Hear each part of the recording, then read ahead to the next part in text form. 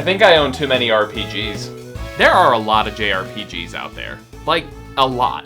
Definitely more than 10 for sure. Hell, I think I have most of them on the PS1 currently. And around 90% of them are stuck in a level of obscurity hell, where you sit next to a random person on the New York subway and they'll talk your ear off about their favorite one, but you've never heard of it before. Something super niche and trapped on a dead system, like Landstalker. That leaves 10% remaining, with 7% of that mainlined to the point where even Grandma knows what you're talking about. Like Pokemon. And then there's that last 3%, JRPGs that would be considered ultra niche even within their own dedicated fan bases, but still wrapped in general obscurity. Games like Wild Arms, Final Fantasy Tactics, and Shadow Hearts. So obviously we're talking about Lunar. Even if you were a JRPG kid in the 90s, there's a chance you missed this series when it came stateside for the first time, or the second time, or the third time. Lunar really stands out against contemporaries of the time with a beautiful aesthetic, anime FMV, and something that wasn't really a staple in the JRPG sphere until like Final Fantasy X and Kingdom Hearts were around.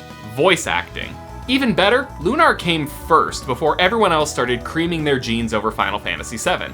Technically, Lunar the Silver Star dropped on the Sega CD in June of '92 in Japan and December of '93 in the US. Then it was remastered to Silver Star Story Complete, hitting the Sega Saturn in October '96 in Japan, and the PlayStation in May '98 in Japan, and June '99 in the US. And if you were from Europe, well, that f***ing sucks, because Lunar didn't make it over to your side of the pond until, I think, like the Game Boy Advance remake.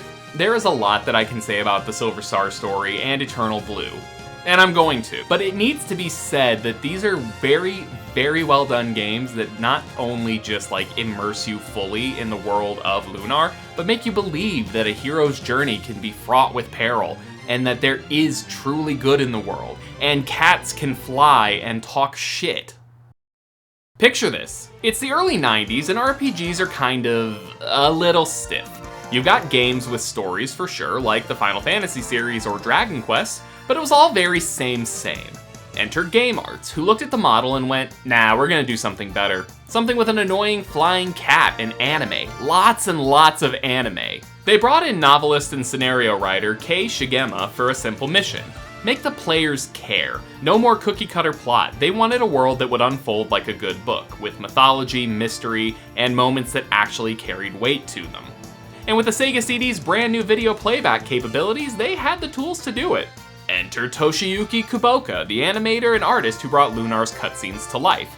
The best part, these cutscenes weren't created using in-game assets, but full anime sequences with voice acting. Before Lunar, Game Arts had mostly been in the side-scroller shooter business, so they spun up a new team, Studio Alex, named after the game's protagonist, to lead the charge into the RPG space. It was ambitious as hell. So ambitious, in fact, that about 1/3 of the project was cut before release, because deadlines are jerks. Now let's talk about how the Silver Star made it to the West. Out in California, a small publishing group by the name of Working Designs was tasked with the localization, becoming their biggest project to date. Led by Victor Ireland, they worked directly with the Japanese development team, even adding additional scenes, like having people be suspicious of Galleon in one version, and thinking that he's hot in another. And the translation itself was 4 megabytes of script, finished in just under 8 weeks thanks to a caffeine-fueled programming marathon. You have to remember, back in the 90s, 4 megabytes of space was actually a lot. Like, a 20 megabyte hard drive itself costs $300, and for that in like modern currency, you could probably get at least an 8 terabyte hard drive. But of course, you can't mention how Working Designs worked on Lunar without noting how dated their work is. They fully injected their signature blend of humor into the translation. Rude jokes, pop culture references. It turned Lunar into something uniquely Western, for better or worse. You get heartfelt character moments, and then run into fantasy Austin Powers in the next room. It was bold, it was chaotic, and yet somehow it's what made Lunar have the sticking power that it did here in the States. After the Silver Star wowed players across the world, sorry again Europe, Game Arts and Studio Alex were ready to go bigger with a sequel, Lunar 2, Eternal Blue. This time the dev team wanted to focus on a new and bold concept, the arrogance of godhood. Development would take a total of 3 years and cost over $2.5 million, doubling the dialogue of the original and boasting nearly 50 minutes of fully voiced animated cutscenes. A massive leap from the 10 minutes that were in the Silver Star. Kuboko returned to direct the anime sequences in-house, making it one of, if not the most cinematic RPGs of the 16-bit era. Originally, the team considered setting the story of Eternal Blue just a few years removed from the Silver Star, with older versions of the OG cast showing up to assist the new heroes. Eventually, this idea was scrapped though, thinking it would take away the spotlight from the new cast. Which I get, and I honestly respect the decision a lot, but I think the end product ended being too far removed from the original Silver Star story. They set the game 1,000 years post Silver Star. Working Designs would return to handle Eternal Blue's translation, adding that good old Working Designs polish. But this time they didn't stop at the jokes. They went so far as to fix the game's balancing issues, reworking punishing boss fights, and adding an infamous feature, pay to save. Yeah, now you had to spend points that you earned in battle in order to actually save your game. It's not that bad though. In theory it sounds bad, but in practice it was really more of a way to incentivize you from save scumming all the time, which RPGs tend to often incentivize in other ways, like removing the ability to save in dungeons or save anywhere, really. But I mean, this was the 90s, what else could they do? Oh, and they threw in the repeat action command memory button for battles, saving you from mashing through menus. Top tier quality of life before quality of life in remasters was even a thing. After development wrapped on Eternal Blue, the team at Game Arts wasn't quite ready to move on yet. They looked back at the Silver Star and thought to themselves, you know what? We can do it even better. And so Lunar Silver Star Story Complete was born. With help from the team at Japan Art Media and anime studio Gonzo, they rebuilt the game from the ground up. Out went the old 10 minutes of cutscenes and in came over 50 new minutes of fully animated anime sequences, complete with an updated OST, refined story, and that kind of production value that you'd expect from someone like Squeenix. But of course, it couldn't be that easy. The video limitation of the Sega Saturn threw a wrench into things. Early versions of the Saturn could only show video in a sad little quarter-screen space. Later releases would fix this with the addition of an MPEG card. Yeah, an entire card just for better cutscene resolution. Because in the 90s, we worked for that full-screen anime. The Japanese PlayStation port followed with all the bells and whistles, minus the fancy Saturn video enhancements. It still looked great, just not MPEG card great. But more importantly, this is the version that would make it outside of Japan. Once again, Working Designs were brought in to do the translation, and this time they were ready to go even bigger than before. The plan initially was to just port the Saturn version, but they hit delays and roadblocks and corporate headaches, eventually shelving it in favor of the PlayStation version. Thank fuck!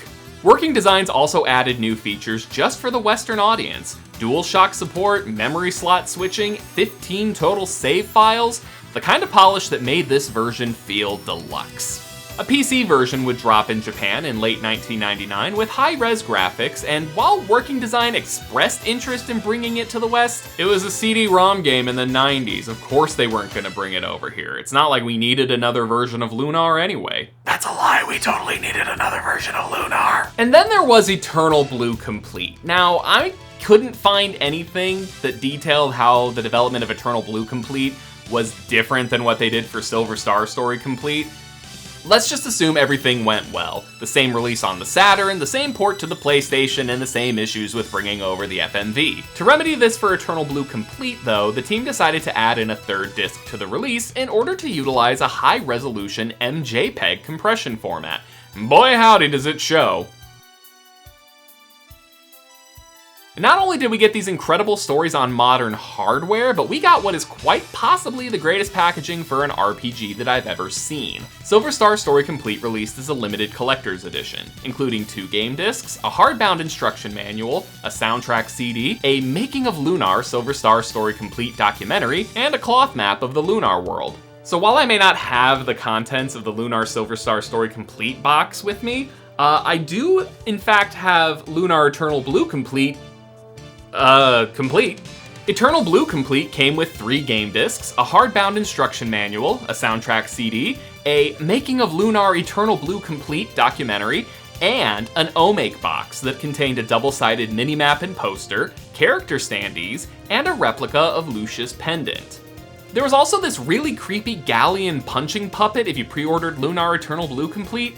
But I actually learned while researching for this project, and this is something that you probably didn't know either, but there was also an Alex punching puppet planned if you bought both Lunar Eternal Blue Complete for the PlayStation and Lunar Silver Star Story Complete for the PC. Unfortunately, because the PC version of Lunar Silver Star Story Complete was canned, the punching Alex puppet also remains canned and will forever remain an unattainable Lunar item. Alright, now we're going to talk about the story. Strap in, this is going to be a long one. At first glance, Lunar Silver Star Story Complete might seem like a simple tale of boy meets world. Only instead of boy, it's Alex, a dreamer who wants to follow in the footsteps of his hero, Dragon Master Dyne. From the start, it's your classic RPG setup. Kid from a small town dreams of becoming a legendary hero and embarks on a journey that will eventually save the world. But it's so much more than that. Silver Star Story Complete manages to inject heart and personality into a time-worn formula, centralized around a driving force that isn't just Alex's quest to become a Dragon Master, but his overall relationship with Luna, his childhood best friend who just so happens to be the reincarnation of the goddess Althena. The plot kicks off when Alex, Luna, and their best friend Rammus head out to find a dragon diamond, which quickly spirals into Alex proving himself to the 4 dragons, all of whom test him to see if he's worthy of becoming the next Dragon Master. Also, Rammus leaves about 15 minutes into the game to start a shop, and even though you're best friends, he charges your ass for anything you want to buy until the very end of the game, in which case you're just going to buy a bunch of MP restoration items from him for free because f*** Rammus. Along the way, they collect a ragtag group of friends, including the lovable Jessica, bold Kyle, calm and collected Mia, and f***ing Nash. Nash. Things rapidly shift to world-ending stakes when Luna is kidnapped by Galleon, a former hero and companion of Dyne turned power-hungry villain who wants to use Luna's goddess powers to reshape the world in his image. Galleon turns into this armored form, Alex powers up, Jessica prays with the power of friendship, and the day is saved thanks to true love. Now, what sets Lunar apart from other JRPGs in its space is how the main cast of characters continuously improve and evolve throughout the course of the story. This isn't some RPG where they're going to stagnate until they have a character-defining moment. Every character has multiple moments throughout the story, and it's really great, and I love it so much, and games like Final Fantasy XIII could really learn a lot from this shit. Alex starts out as your archetypal hero, but his journey to becoming a Dragon Master feels earned. He isn't chasing glory, he's driven by his love for Luna and desire to protect her. Alex grows into a confident, courageous leader who understands that power and responsibility truly do go hand in hand. Luna could have easily been reduced to a damsel in distress, but she's so much more than that. Sure, she does actually get captured early on, but her character represents this duality between humanity and the divine. The revelation that she's the goddess Althena is teased really well throughout the early story, and really doesn't feel shoehorned in. Her struggle with identity and eventual decision to live as a human is one of the emotional cores of the game. Now for Null, don't let this cute little flying cat thing fool you. Null is way more than just a sidekick. He's got a secret dragon-sized role to play. His wisecracking, sarcastic attitude masks a deeper connection to the Dragon Masters, which makes his character arc both surprising and rewarding. Jessica is the daughter of Hel Mel, one of the other 4 heroes who helped shape the world of Lunar along with Galleon and Dyne. She's also a one-woman hurricane of sass, fists, and healing magic. Despite her priestess background, she chooses the life of an adventurer to help make a difference in the world, not just sit in the temple being pious. Kyle is that guy of the group. The loud, cocky, perpetual half-naked rogue who somehow stumbles into heroism. He drinks a lot and flirts like it's his own personal side quest, but make no mistake, he is more than comic relief. He is actually one of the emotional anchors of the party, even if you have to dig through a pile of testosterone to find it. Nash sucks. Okay, that may be an overstatement. Nash at first seems like a typical egotistical mage, obsessed with power and recognition, but he does go through a redemption arc that adds some serious depth to his character. Overall, he's just one of those guys that you hate at first, but by the end, you're like, alright, I guess you're fine. Mia is, again, one of the daughters of the 4 heroes, this time the head of the Magic Guild in Vane, and her story is actually one that's really interesting. It dives into the legacy of her mother, and is she ever going to be worthy to hold the title that her mother does? But she's also just another magic user, and I feel really bad half the time that she has a crush on Nash. And then we actually have to take a look at the villain of the story. Galleon, again, was one of the 4 heroes alongside Dragon Master Dyne. His descent into villainy isn't one-dimensional, I want to rule the world. He's actually disillusioned with the state of the world and convinced that the only way to fix it is through control. His personal connection to Dyne and Alex makes that betrayal hit so much more harder than the average RPG villain.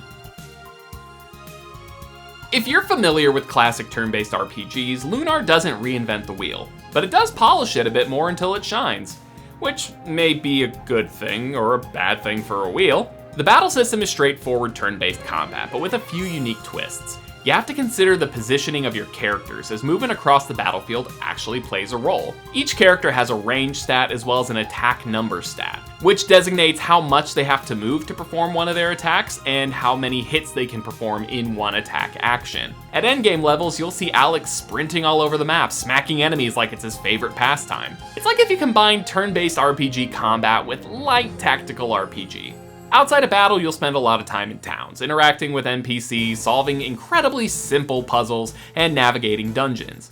And what makes this even more compelling is how the game integrates these mechanics into the story. Every fight, every boss battle, and every dungeon feels like it's building up towards something bigger, whether it is just advancing a character arc or pushing the overall plot forward.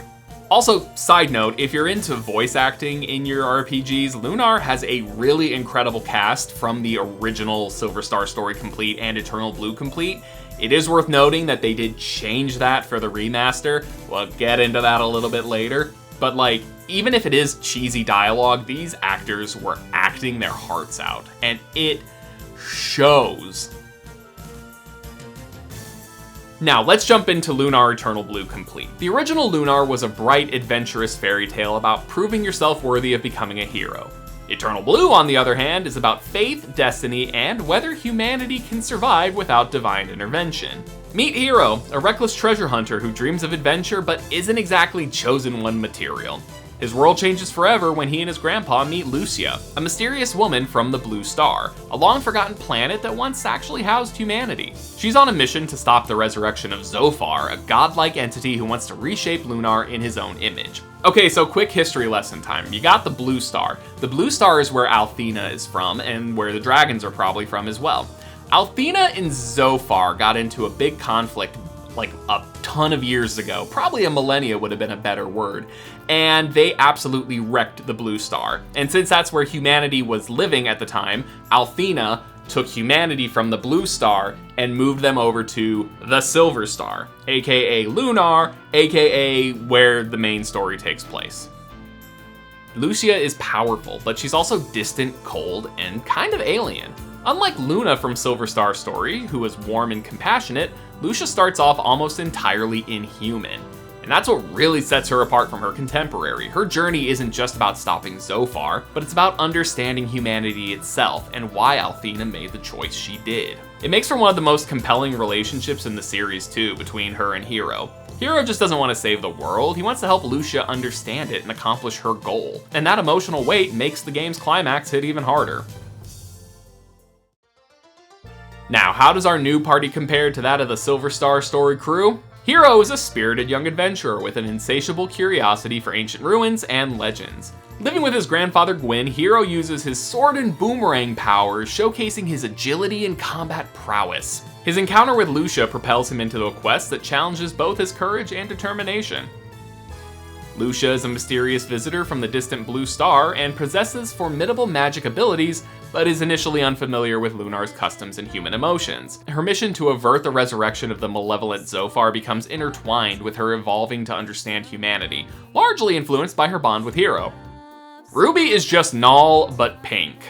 Ronfar was once a dedicated priest, but has turned to a life of gambling and revelry, masking his troubled past. Despite his carefree facade, he retains potent healing abilities and a deep sense of loyalty. Jean is a traveling dancer whose graceful performances captivate audiences. Beneath that artistic exterior, though, lies a formidable martial artist with a shadowy history, involving a coercive assassins guild. Their journey is one of self-discovery and emancipation, as she confronts her past and reclaims her identity. White Knight Leo serves as the captain of Althena's guards and is a staunch believer in justice and order. Initially antagonistic due to his unwavering duty to Althena, Leo's journey is marked by introspection and moral dilemmas as he grapples with the true nature of righteousness. I also totally forgot about Lemia. Lemia is probably related to Mia and Nash in some way because her last name is also Ausa. She is the self-proclaimed future leader of the Magic Guild, but instead of being this super powerful, wise, mystical mage, she's like your snarky cousin who's trying to turn a profit on everything. At first she comes off as a bit self-serving, but over the course of the game she softens up. Her loyalty to the party increases over time, but her pride in vain turns into something more noble. Less about image and more about preserving knowledge and restoring, hope to the world. By the end of the story, she's not just the girl who wants to revive a dusty guild, she's someone who believes in the value of magic, heritage, and friendship. Also, she bickers with Ruby all the time. When comparing the cast against the heroes of Silver Star Story Complete, the biggest difference between the two is that Eternal Blue's crew feels more broken, lost, and in need of redemption.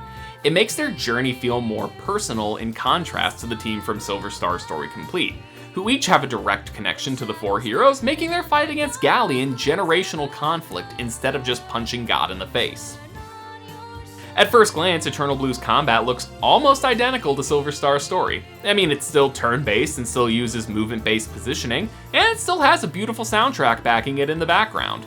But there were some key changes overall. Battles were faster overall, animations were a lot smoother, and magic had more weight to it.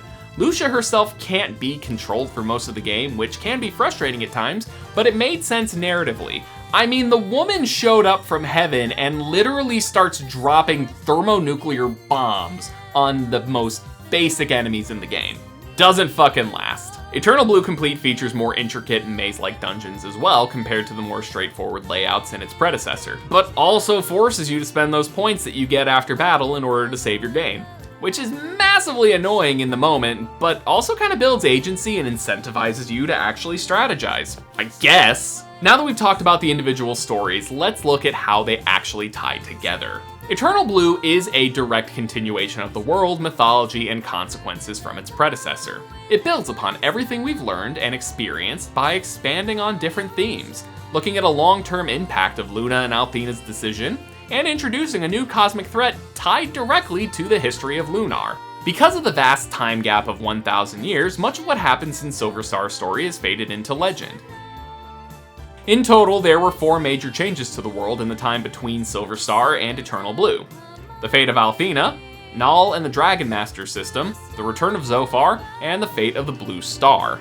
The passage of time is critical to Eternal Blue's themes of faith, destiny, and humanity's independence, and is a really unique take on a world that was originally so invested in their goddess and faith and now have just completely moved on. Look, I may not be a faith-oriented person, at all, but if you put faith in my RPGs, I actually really like it. And it doesn't have to be one where they're fighting against the church. Sometimes a church in RPGs can actually be a good thing. Sometimes, sparingly.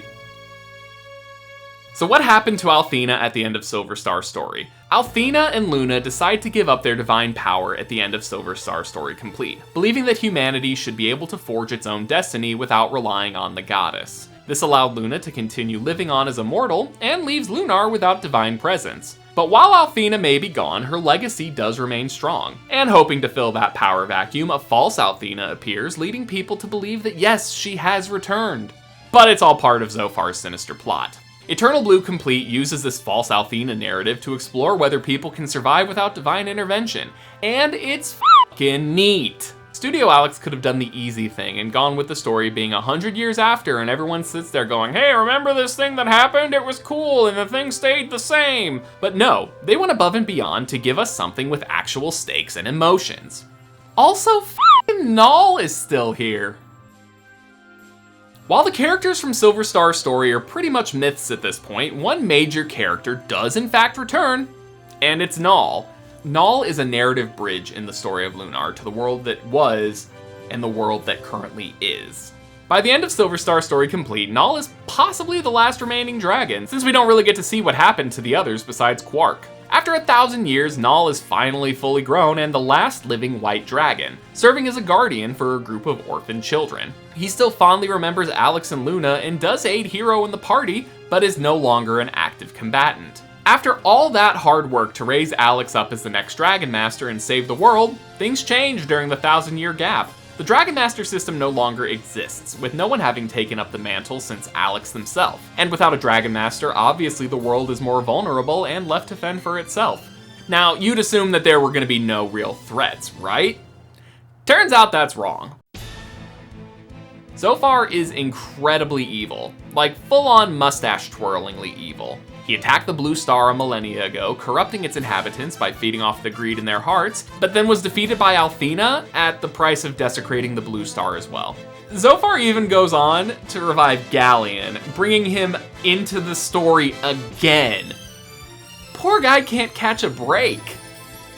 Speaking of the Blue Star, in Silver Star Story Complete, the Blue Star was once described as a ruined, desolate world. As I mentioned previously, in order to protect humanity, Althena took the population to Lunar for sanctuary after Zophar's assault, believing that the Blue Star was beyond saving. At the end of Silver Star Story Complete, it's hinted that the Blue Star might be going through a bit of a revival, but clearly after the 1,000 years between the ending and the beginning of Eternal Blue, Lucia woke up, meaning that it was time for her to come back and help rejuvenate the Blue Star. At the end of Eternal Blue, Lucia does return to stasis on the Blue Star to begin that process, and it is a truly heartbreaking ending. I can only hope that one day the Blue Star was truly restored, and that maybe we would have touched upon it in Lunar 3, but nope. After Eternal Blue left players in a messy puddle of emotion, there was one question that stood out in every player's mind. What comes next? For a while, there was a lot of silence. In July of '99, Japan received all the Lunar Hyper Applications, a CD-ROM that contained a variety of software for Windows-based operating systems, including wallpapers, art galleries, and a digital Daifugo card game with characters from the first two series. It's such a rare thing to find, though, that I haven't seen a copy for it at all on eBay during my months of research for this video. 2002 brought the release of Lunar Legend for the Game Boy Advance, which is, for lack of a better term, a bite-sized GBA remake of Lunar the Silver Star. But calling it a remake feels as genuine as calling a microwave freezer burrito Mexican cuisine. It's got the same ingredients, sure, but they've been squished, reheated, and lost a lot of spice along the way. They cut out a bunch of time from the overall completion as well. Lunar Silver Star Story comes in at about 30 hours, while Lunar Legend sneaks in under 20. 3 years later, we got Lunar Dragon Song for the Nintendo DS. And it was pretty universally panned. The game received predominantly negative reviews from critics, being described as an unfun and almost unplayable nightmare of gameplay design missteps, highlighting fundamental flaws in its mechanics. And the fan reception was no better. The running theory online right now is that this was actually not even supposed to be a Lunar game to begin with. It was going to be a different game entirely before the devs realized it probably wouldn't sell well on its own. So they looked in their list of IPs and were like, hey, Lunar hasn't had something in 3 years, so let's slap Lunar on there and call it a day. I bought the game at release to play on a car trip because it looked fun and like something I could sink a couple hours into that wasn't Pokemon. But the game just felt terrible to play, so eventually I put it down and never went back. Even today, I still haven't put in more than an hour of playtime. And then 4 more years later, we got another remake of Silver Star Story Complete, this time in Lunar Silver Star Harmony for the PSP, which was just another retelling of the Silver Star Story Complete story, but with a neat little prologue about Dyne and Galleon. After that, it was quiet for a long time. But now it's 2025 and we got Lunar Remastered Collection for the Nintendo Switch. And other consoles, of course. The Lunar Remastered Collection is really good.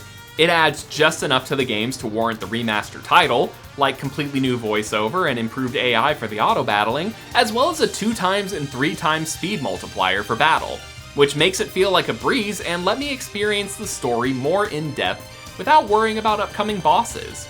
And while I do miss the crunchy voiceover of the originals, I am really happy that we got new versions because it also meant that they re-recorded all of the singing and it allows it to really stand out against the new high-fidelity versions of the FMV cutscenes. Speaking of those, they've been cleaned up as well and look absolutely fantastic on the TV or on the Switch portable mode, which has been my preferred method of play. Though do I miss sitting 5 feet in front of the TV playing the original PS1 version? Sure, who wouldn't? but being able to pick it up and relocate whenever I want is absolutely priceless.